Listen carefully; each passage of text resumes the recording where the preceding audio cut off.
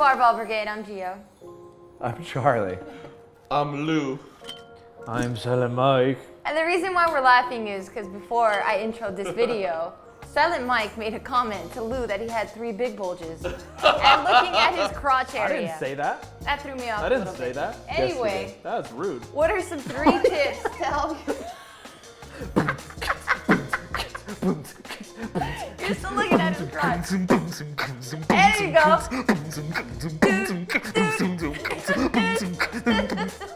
That was good, huh? That was good, huh? We're a band. A very ethnic band. I'd like that. That was good. That was good. All right, what are some 3 tips to help you guys accomplish your goals? Oh, get him, Charlie. Ayo. 3 tips to accomplish your goals. Yeah. Okay, so off the top of my head, I would say writing a specific goal. Nice. So being specific with your goals, giving Give yourself. me an example of something that's specific and that's something that Big. is vague. One day I want to be good at powerlifting. It's not a That's vague. specific goal. Vague. Okay? I want to squat this number in a meet. Yeah, I would say even more vague, like I want abs. Well, why do you want abs? Yeah. And then when do you want abs? Exactly. So like, yeah, if we're looking at this right, it's like be specific with your goals, give them a date and time in which to accomplish them, and then create a plan to succeed. And so earlier I was talking to Bart about how fun it is to write out a program, specifically a program where the end result is something where you get to demonstrate all of your hard work. So a lot of people, and I'm big on goals and accomplishing and doing those kinds of things. Some people aren't, or some people don't like that because they don't like putting themselves out there. But I also think that within a goal, if you do fail, that is not a failure. You should recategorize that into a learning experience and then look at the preparation of a plan towards that goal and then reassess and then reattack that same goal to try to accomplish it. Now obviously it's a date and time to squat something in a certain meet or pull something, then you just change the meet, change the training, and then still try to get that number. And so if you look at that as an example, not in a bad way, Mark wanted to bench 600 at Jesse's gym, he didn't do it. So now he found another meet to do it, and I'm sure he's changed his approach to how he's gonna bench that number. Just a speed bump, not a failure. Yeah, so it's just a speed bump. And so I think that identifying what the goal is, being very specific with it, and then making sure it's something that is somewhat obtainable too. Like there should be micro goals that lead up to bigger goals, but being specific, giving it a time and date, because we now make it a realistic thing. It's not a dream or a fantasy or a thought, it is a thing, and then creating a plan. Those are my 3 ways of approaching goal setting, and it's been fairly successful for me, and I like it. Yeah, same. What about you guys? Well, I mean, when it comes to goals, I completely agree. I think people focus on the, the long-term goals before the short-term goals, like especially for training. Most of the time, people are like, I want to squat 600. It's like you got to squat 200s first before you even hit 600. Crazy you know, comment. and I feel You need like a gym membership. Yeah. I mean, that's the first thing, and people literally do this. You know, this is like a real thing. People actually are like, I want to hit 600 at like 125 body weight. I'm just like, oh my god, like take it easy. You know, learn how to squat first. I think keep it very simple. You know, eat. Sleep, which is going to be very important too. I think the first thing that you should do, especially if we're talking about fitness or training, is get comfortable at the gym. You know, learn to at least make it a goal to go maybe 3 times a week. Nice. Easy, 30 minutes, you know, just like you were saying, just short-term goals.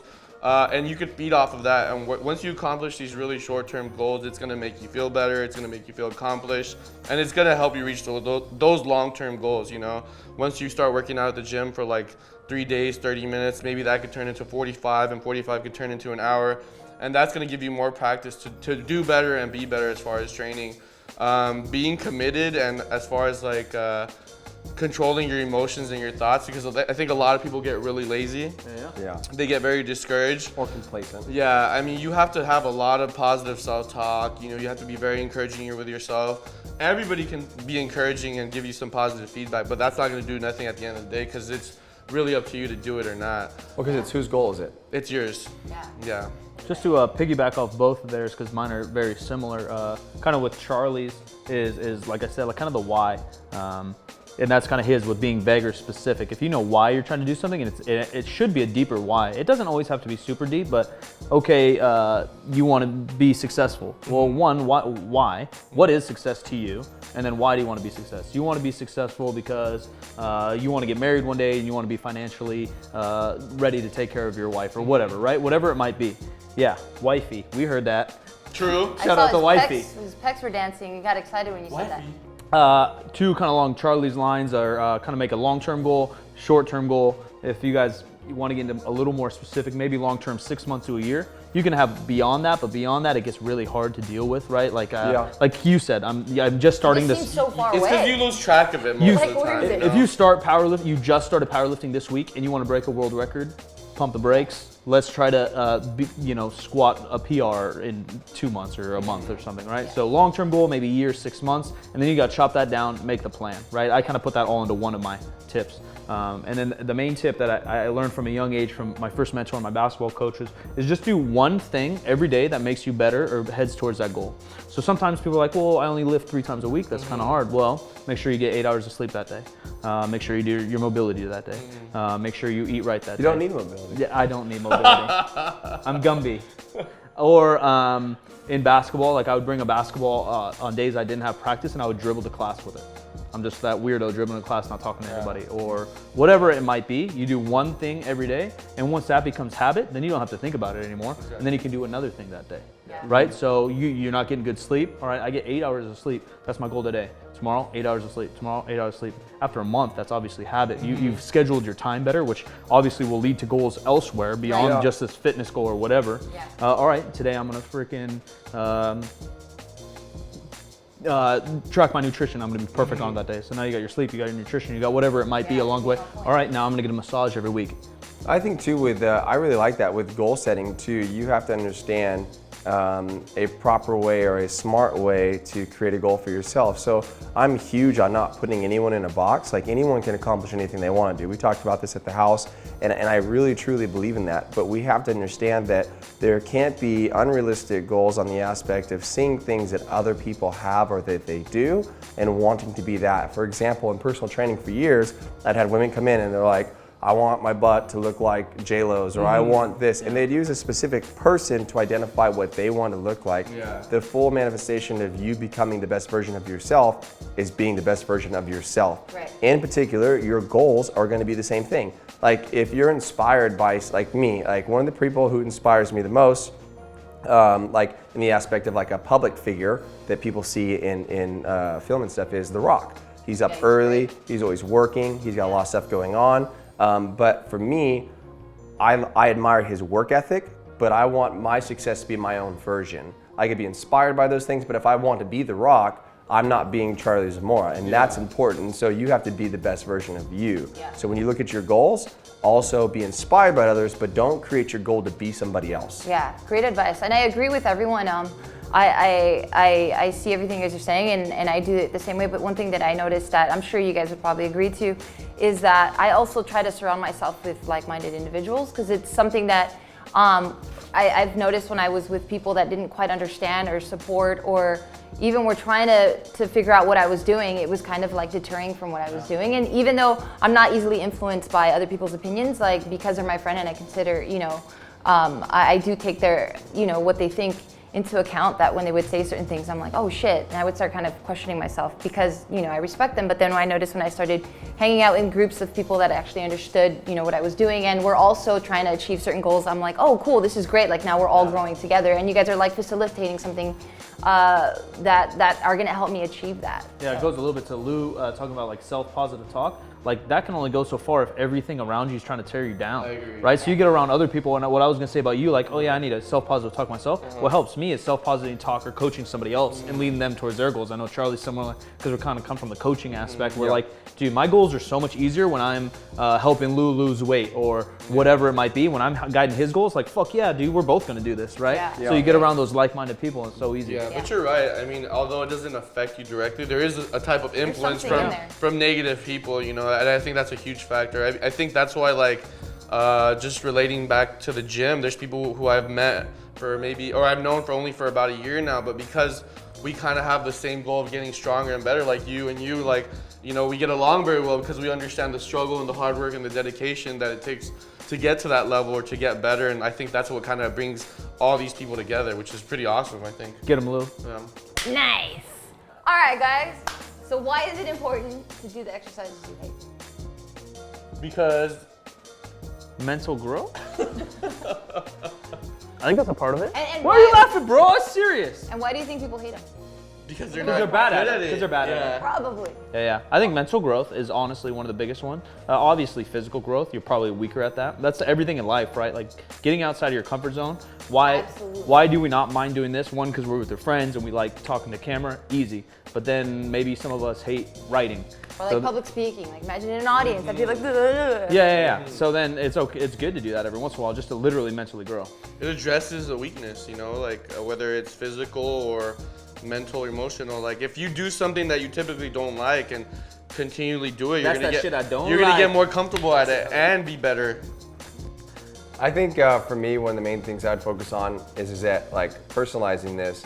Stuff I don't like is usually accessory work or things that I'm supposed to be focusing on. So a lot of times it's really easy to want to hit the big lifts, pull a big deadlift, That's me. hit a big, big jerk or big clean, whatever it is. Hit that big jerk.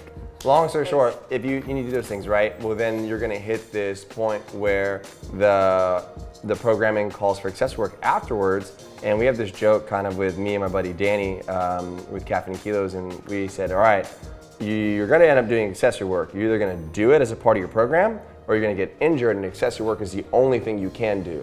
Sure. So if you wanna talk about working on a weakness, for me, working on weaknesses is accessory work. And why? It's not really glorious. And to be honest with you, how cool is it to post, accessory work on Instagram or online? No one wants to.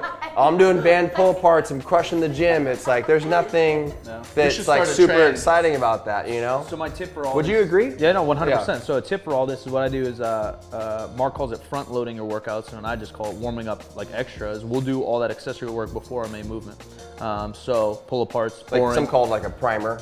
Right, face pulls, boring. Maybe even lat pull downs, boring. But if you hit 4 rounds of 10 before you bench, you already got that done. Bullshit out of the way while you had energy, and then you go to the bench, then you have more fun. Obviously, this is just asking the question. Would you find that doing your accessory work before your main lifts takes away from your main lifts? And then also, after you're exhausted from your main lifts, is that the time that's most important to work on accessory work to develop and really hammer those muscles that are not really getting utilized in your strength training? So I think it depends on goals. I like that question asker now. Yeah, but I think it depends on goals, but the main thing is that you have to realize it's training. So training in a fatigued state is often not so fun, right? You squatted 530 at your meet, and now you're training with 405. Yeah. That's because you're in a fatigued state. Fatigue's accumulative. So if I start doing lat pull downs, maybe for a week or two, my bench suffers because I'm fatigued from it. But after 2, 3, 4, 5 weeks, it's just the normal.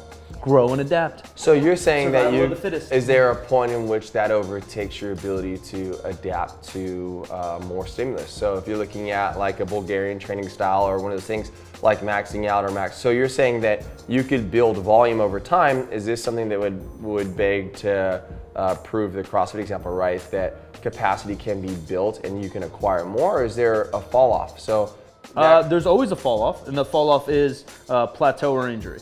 Okay. Right? Otherwise we So I'm wondering, like, okay, there's well, always if your body's gonna adapt, then why would you not add more things and then more things and then more things? Is there a point in which you think that it's gonna take away from your main lift? So there will be. You get injured or you get a plateau, like I said. But that's just simple linear periodization or any overload, right? We're looking for progressive overload. Progressive overload means today you did 1 set of 5 at 135. Next week we either have to do 1 set of 6 or maybe 2 sets of 5 or 1 set of 5 at 136, right? So you're constantly adding. Yeah, for him. Intensity stays the same though. Right, so you have to constantly add something, new stimulus, growth. Right. Said. I What do you think know it about all- I said? think it What do all- you know about said? But isn't that one? Specific adaptation to impose demands. Dang. Where are the glasses? There they are. Specific adaptation to impose demands. It sounds like a set. If you say it fast, it sounds like a sickness, like a STD or something. said. I got Yeah. that from him. I think it also depends on Seds, I think, is a on the sickness. level of training, because like I consider you advanced, you advanced. Like, I feel like for a beginner, because kind of like you're saying, you're kind of pre-fatiguing before the barbell movements, and the barbell movements are usually more exhausting and taxing than these isolation movements. For a beginner, I feel like it's better to focus on the barbell movements as opposed to like just pre-exhausting yourself, because then when you jump onto the barbell movement, you're already tired, you're pre-exhausted, you know, you're not gonna be able to really focus on improving form and doing your best overall. So I'm gonna explain that why and devil's advocate at the same time. The beginner, so you squat 500 pounds. Your working sets might be 5 by 5 at 425 pounds. Yeah. That sounds horrible. That's a lot of volume to build up. and that's- 455, 445. Yeah. So that's a lot of time under the barbell and a lot of time building up. A beginner squatting 225. So the time under that squat barbell is so much less that they can only get so much from the main movement. So they're gonna have extra energy. Hopefully, I know we were going to mentally weaknesses. I know the whole thing's going sideways, but physically they'll have more energy after their main barbell work, like you suggested, that they should be able to get to their accessories. Often, you probably don't want to get to your accessories, 1, because they're boring, 2, because you just fucking smashed yourself going nuts on some squats. Yeah, right? or a time component, like that's all I Right. was able to get done today, because I got to go do something. A squat session, for some of us, a squat 400, 500, 600 pounds will take an hour. Just squats. It does. So then do you really want to go do like cable kickbacks and No. fucking lunges after? Not really.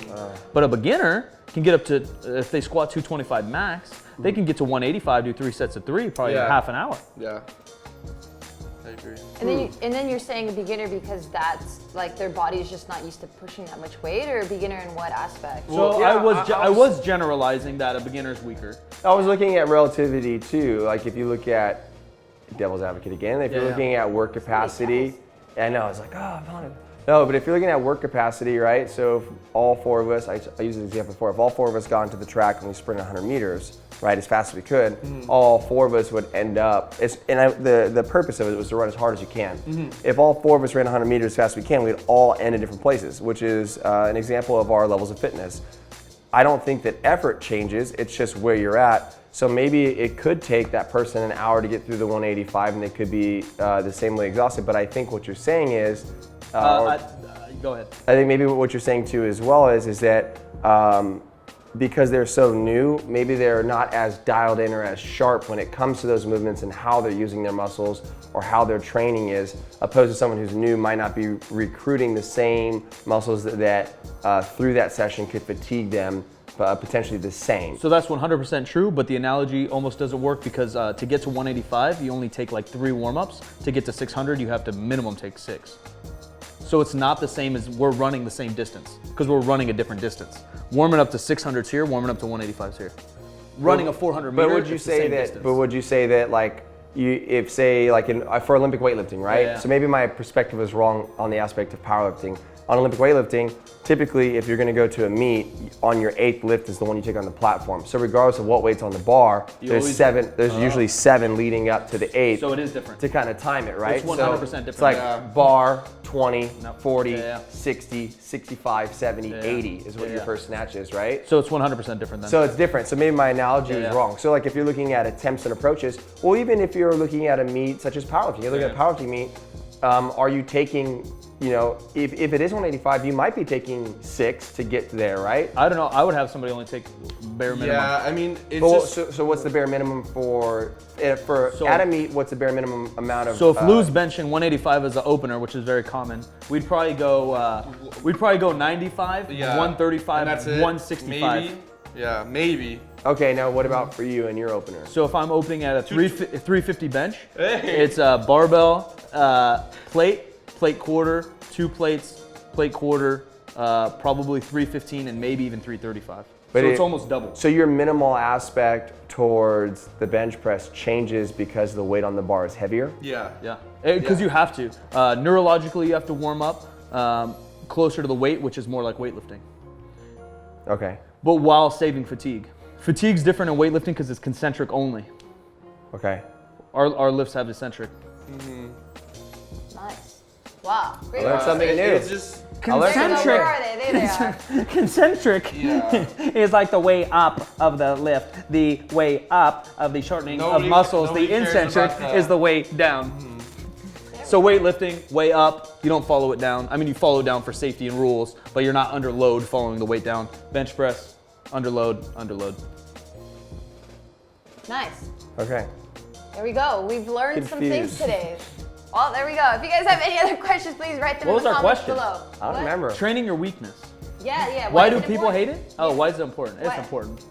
Just go do it. No. Why is it important to train things Yeah. that you hate? Yeah. To get better. Because it's probably your weakness. Yeah. Yeah. Go do it. To be better. We all agree on that. Go. Well, there we go. Yeah, get better, folks. If there are any other questions that you guys would like for us to answer, More please write nay-nay? them in the comments below. Like the video, share them with all of your friends. Okay, there you go. Deuce. Bye. Is it necessary to stretch at all? Man, that's a big question, man. Why is it so Yes. big? Because there's not a lot of research as far as just like On stretching? Well, as far as